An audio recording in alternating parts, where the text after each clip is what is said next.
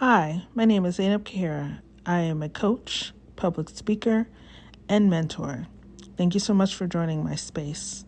I help individuals achieve career fulfillment by navigating emotional roadblocks and embracing authenticity. Please stick around for a few videos on how to achieve better career success. Let's talk about why you should not just rely on applying to a whole bunch of jobs to help you get a job. The reasons why new clients come to me is they say, hey Zainab, I've been applying to a whole bunch of jobs and I'm not getting any response, any leads. Obviously, part of our conversation is, what does your resume look like? Is it ATS friendly? Are you incorporating the right keywords, right? We definitely want to have a strongly written resume. But another thing I tell them is that you can't rely on just applying to 10, 20 jobs per week and hoping that that's going to get you the job that you want very, very quickly, or even in a reasonable amount of time. You have to diversify your approach. So apply to jobs with a really strong resume, but then use techniques like sending introduction emails or cold emails. What that is you type a really short form cover letter to a future hiring manager, someone who you would be reporting to, not necessarily in HR, because HRs get bombarded with emails and LinkedIn connects. And you make an introduction. Try to start with a personal anecdote or something that you can connect with the person with, and then you share your resume, right? Now, what this does is that it ensures that the first contact that your resume has is not just with an applicant tracking system, but is with an actual human being who can click on it, read through it, and decide, do I want to potentially interview this person? Please note that this doesn't guarantee you're going to get a response from them, but what it does do is bring their attention to your existence, and maybe they shoot an email to the HR and say, hey, I got this resume on my desk. Can you look at them further? I think I may want to interview them for the job, okay? So again, try something like an introduction email. Diversify your job search, not rely solely on submitting online applications, and position yourself better to get the next job. Thanks. Hi. Today I want to talk about why I think you may be undervaluing yourself on your resume. Very often when people write their resume, specifically their resume bullets, they tend to put checklist items like answer phone calls or address client concerns or manage social media websites for 3 different platforms. Really simple stuff.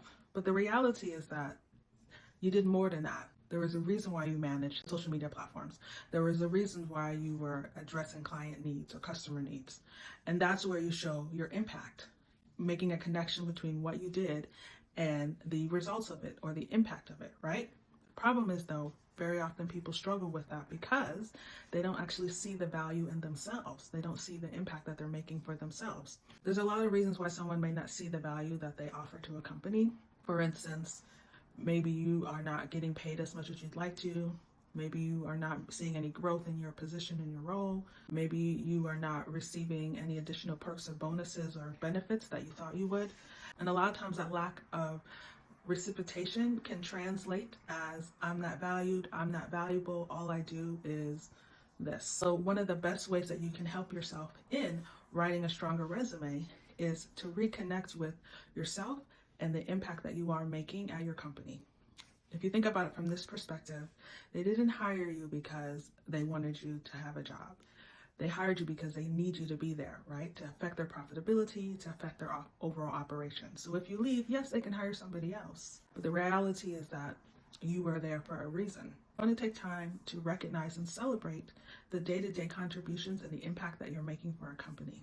Don't allow yourself to just go in and go through the motions and leave.